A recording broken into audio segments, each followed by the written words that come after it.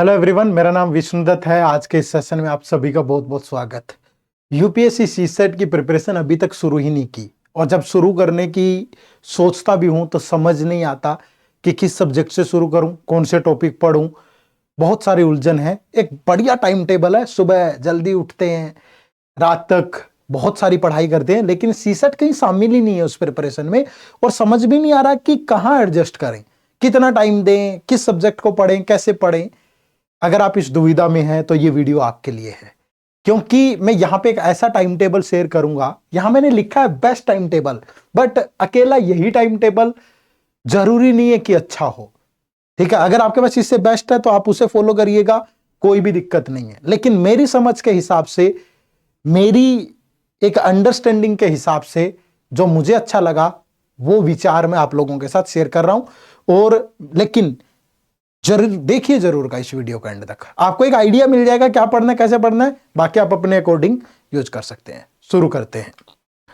सबसे पहले स्टार्टिंग इस कॉम्प्रिहेंसिव गाइड बुक के साथ होगी।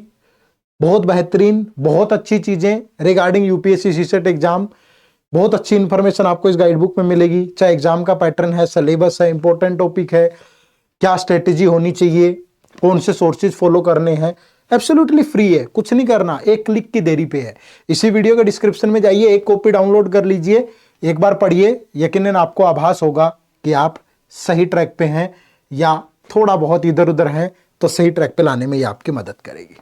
ठीक है, चलो अब शुरू करते हैं। सबसे पहले अगर सीसेट को आपको प्रिपेयर करना है तो 4-5 चीजें हैं जिन पे आपको मेहनत करनी चाहिए।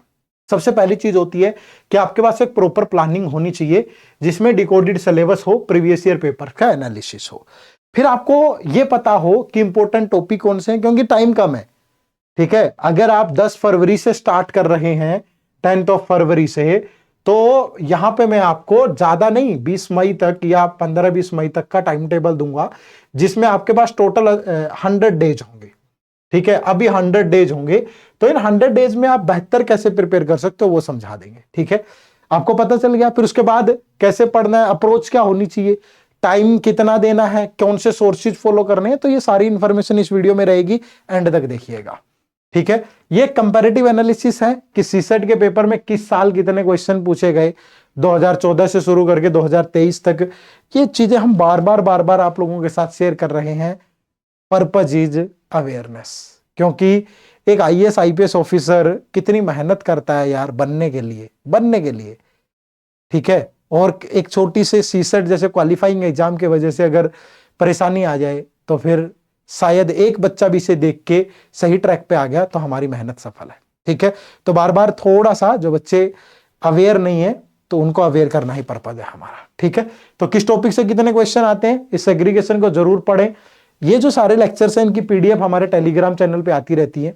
ठीक है, तो एडुटैप सिविल सर्विसेज के नाम से हमारा टेलीग्राम चैनल है, उससे जरूर जुड़िएगा, वहां पे इनकी पीडीएफ वगैरह ही मिल जाती है। ठीक है, उसके बाद अब सबसे पहले समझ के लिए देखो, मैं टाइम टेबल तो बता दूंगा, जब तक यही नहीं पता चलेगा पढ़ना क्या है, क्या करोगे टाइम टेबल का। लेकिन ये तो मालूम होना चाहिए ना कि पढ़ना क्या है। तो पढ़ना ये है, ये सिलेबस है जो नोटिफिकेशन में दिया होता है। यहां से कुछ समझ नहीं आएगा इतना, क्योंकि चीजें सार्थक हैं जो वो दे रहा है। जैसे उसने लिखा है बेसिक न्यूमेरेसी, पूछ रहा है नंबर सिस्टम से बहुत सारे सवाल, लेकिन आप समझ नहीं पाओगे उस तरीके से। तो मैं उसी लैंग्वेज में बताने की कोशिश करता हूं जैसा होता है। ठीक है, तो सबसे पहले बारी पैटर्न की करेंगे कि यूपीएससी सीसेट एग्जाम का पैटर्न क्या है। तो टोटल 80 क्वेश्चन होते हैं, जो कि 3 सेक्शन में होते हैं, मैथ, रीजनिंग और इंग्लिश कॉम्प्रिहेंशन। 200 नंबर होते हैं टोटल। 120 मिनट एग्जाम की ड्यूरेशन होती है, 2 घंटे। हर एक क्वेश्चन के लिए 2.5 नंबर मिलते हैं, और 0.83 रॉन्ग आंसर के लिए डिडक्ट हो जाते हैं। और यहां पे आपको क्वालिफाई करने के लिए सिर्फ 33% नंबर चाहिए, यानी कि 66।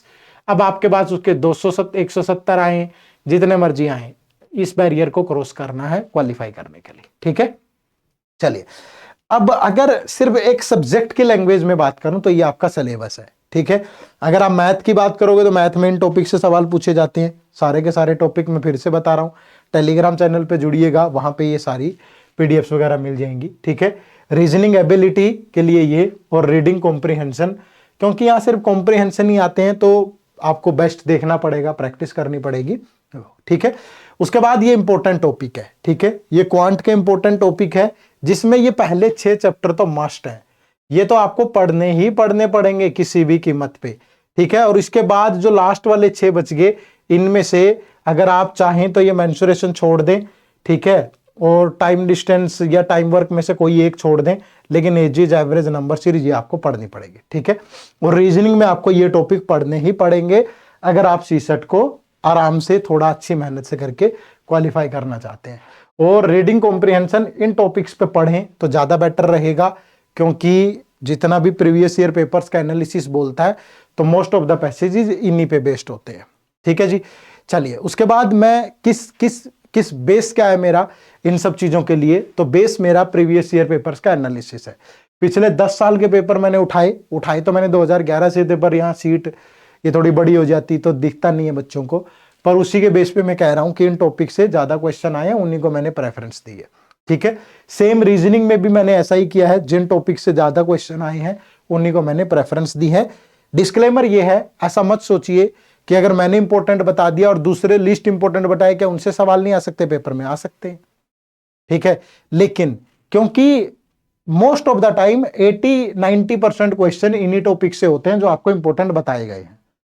अब वर्स्ट केस ऐसा हुआ कि इस बार 50 ही आगे मान ले, लेकिन आपको तो क्वालिफाई ही करना था, 33% आपका काम तो तब भी हो गया, ठीक है। पॉजिटिव, बी पॉजिटिव, ठीक है। अगर आपको गलत ही सोचना है तो फिर आप भूल जाओ, फिर अगर ऐसे माइंडसेट के साथ यूपीएससी क्रैक करने चले हो तो मुझे नहीं लगता कि बहुत सारी संभावनाएं आपके लिए यहाँ है, ठीक है। तो पॉजिटिव रह के ही मेहनत करिए, ठीक है। और इंग्लिश में ये सारी चीजें हैं, इन पे बेस्ड क्वेश्चन आते हैं, अजम्पशन पे बेस्ड क्वेश्चन आते हैं, इन्फ्रेंस कोरोलरी पे आते हैं, कंक्लूजन पे आते हैं, क्रिटिकल मैसेज, स्टेटमेंट। ये होता क्या, बहुत सारी स्ट्रेटेजी हमारे चैनल पे अवेलेबल है ऑलरेडी, इंग्लिश के अलग से, मैथ के अलग से, रीजनिंग के, तो वहां भी आप देख सकते हैं, ठीक है।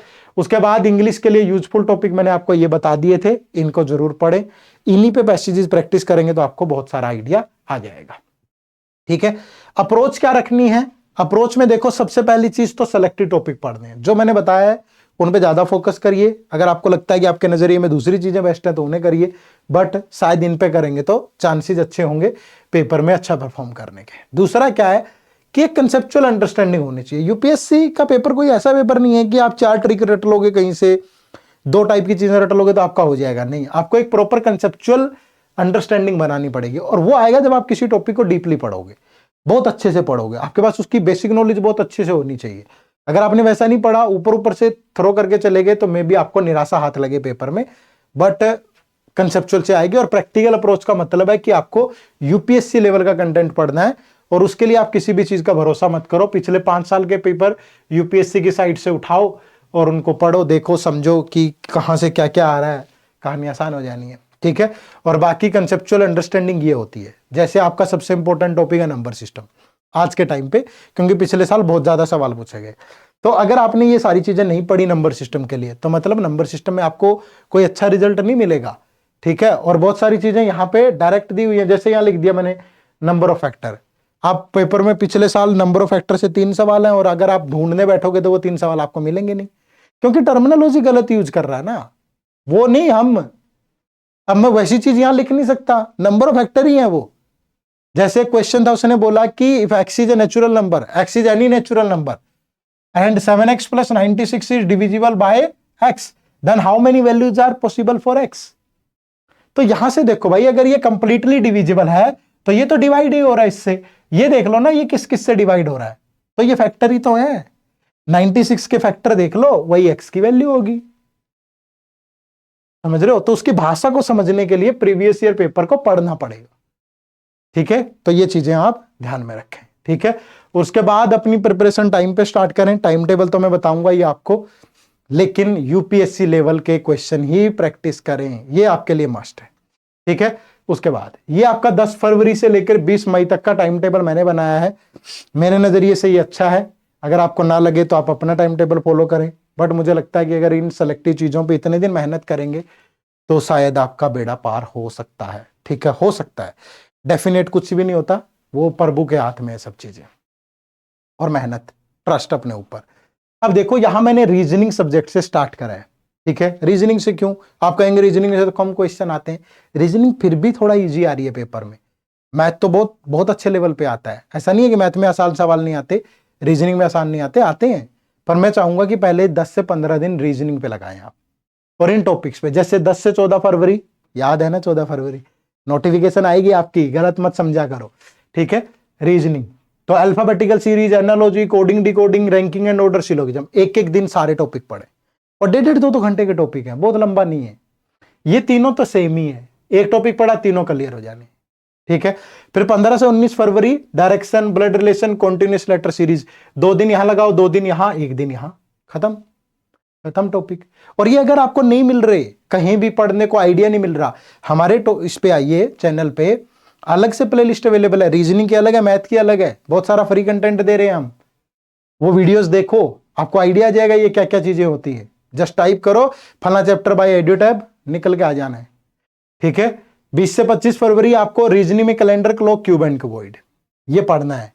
और डेली जो है वो 1.5 घंटा देना है आपको, इसे 1.5 घंटे से ज्यादा नहीं देना है, 1.5 घंटा डेली, ठीक है। उसके बाद फिर 26 फरवरी से 10 मार्च तक आपको मैथ्स पढ़ना है, जिसमें सिर्फ एक ही टॉपिक पढ़ेंगे आप, नंबर सिस्टम। उसके बाद फिर अगले 10 से 11 दिन आप 11 से 20 मार्च तक मैथ्स पढ़ेंगे, और उसमें परमुटेशन, कॉम्बिनेशन और प्रोबेबिलिटी पढ़ेंगे। प्रैक्टिकल प्रैक्टिकल भैया, प्रैक्टिकल। और पीवाईक्यू जरूर देख ले भाई, क्योंकि यहां से पिछले साल 22 से 23 सवाल है, और यहां से 12 2023 के सीसेट पेपर में। 21 से 25 मार्च तक आप एजीज, एवरेज, नंबर सीरीज, तीनों एक जैसे टॉपिक हैं, बहुत ज्यादा डिफरेंस नहीं, इजी भी है। ये पढ़ के इसी सीक्वेंस में फिर आप यहां पे जाएं, परसेंटेज रेशियो, प्रॉफिट लॉस, फिर यार time and work, time speed, distance mensuration, चाहो तो छोड़ दो, अदरवाइज कंप्लीट कर लो। फिर 10 दिन आप इंग्लिश कॉम्प्रिहेंशन की खूब प्रैक्टिस करें। और उसके बाद 20 अप्रैल के बाद 26 मई को आपका पेपर है।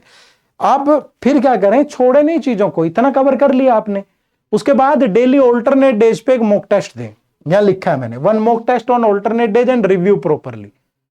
मतलब आप एक दिन 3 घंटे लगा लें, 1-1.5 घंटा, 2 घंटे टेस्ट देंगे आप, 2 घंटे का पेपर होता है, 2 घंटे टेस्ट दीजिए, फिर उसको प्रॉपरली एनालाइज करिए 1-1.5 घंटा, ठीक है। जो चीजें नहीं हुई, क्यों नहीं हुई, कहां से नहीं हुई, बहुत मुश्किल है तो ज्यादा बहस मत करो, छोड़ दो, क्वालिफाई करना है, ठीक है। ये स्ट्रेटेजी आपको अपनानी पड़ेगी। बात समझ में आई? अगर बात करें सोर्सेज की, तो मेरे नजरिए से अगर आपको बुक्स पढ़नी है तो ये पढ़ सकते हैं। इसके अलावा हमारा जो चैनल है एड्यूटैप यूपीएससी, जिसपे आप ये वीडियो देख रहे हैं, यहां पे बहुत सारे फ्री लेक्चर अवेलेबल है, ठीक है, उनको फॉलो करो। इन बुक से तो अरे हमारे लेक्चर्स के आसपास भी नहीं होंगे, समझ रहे हो, क्योंकि बहुत प्रैक्टिकली और बहुत अच्छे से पढ़ाया गया है, ठीक है। लेकिन अगर बुक्स ही पढ़नी है तो इन्हें फॉलो करिए। लेकिन यहाँ पे ध्यान रखिए, ये एक टाइम टेकिंग प्रोसेस है, बहुत टाइम लगेगा, अपडेटेड नहीं होती टाइमली, यूपीएससी का लेवल मिसिंग है, कंसेप्चुअल क्लैरिटी नहीं है, तो बहुत दिक्कत आएगी। बट अगर पढ़नी है तो पढ़ सकते हैं, अगर आपके पास समय है तो। अदरवाइज अगर ये बात करें कि सर कोई बेस्ट सोल्यूशन नहीं है क्या जो कम टाइम में दे दे, तो वो ये है, इस कोर्स में हमने मेहनत की है, ठीक है। अगर आप में मेहनत करने का जज्बा है, सिर्फ कोर्स सेल करना हमारा पर्पज नहीं है, ये बात ध्यान रखिएगा। अवेयरनेस सेशन है, लेकिन प्रॉब्लम बताइए, उसका सोल्यूशन देना भी फर्ज बनता है, ठीक है। तो वो सोल्यूशन दे रहा हूं मैं। आप कम टाइम में बहुत अच्छे से एक ही जगह पे सारी चीज मिल जानी है आपको, लेकिन तभी आइएगा, कोर्स खरीदने से नहीं होगा, ये बात ध्यान रखना, सिर्फ कोर्स खरीदने से नहीं होगा। अगर आप मेहनत कर सकते हैं आइए, लेकिन वो सार्थक होगी, आप भी करेंगे हम भी करेंगे तो हो जाना है, ठीक है। 100 घंटे की क्लासेज हैं, सिर्फ कंसेप्ट क्लासेज हैं, बिल्कुल जीरो बेसिक से स्टार्ट करेंगे, और यूपीएससी लेवल की टेस्ट सीरीज होगी, जिसमें chapter wise, sectional, full length सब टेस्ट हैं। वीकली लाइव डाउट सेशन होते हैं, और रिवीजन क्लासेज होंगी पेपर से पहले, ठीक है। ये इस बैच की फैकल्टी हैं, और इस बैच का लिंक जो है वो इसी वीडियो के डिस्क्रिप्शन में है, जाइए डेमो क्लास लगाइए। ऐसे विश्वास नहीं करना, डेमो क्लास लगाओ, देखो कि कैसा पढ़ा रहे हैं, अच्छा लगे आइए, मिलकर के इस कहानी को सार्थक करेंगे, ठीक है। तो अगली मुलाकात बहुत जल्दी होगी। आप सबका बहुत बहुत शुक्रिया, थैंक यू वेरी मच। जय हिंद, जय भारत।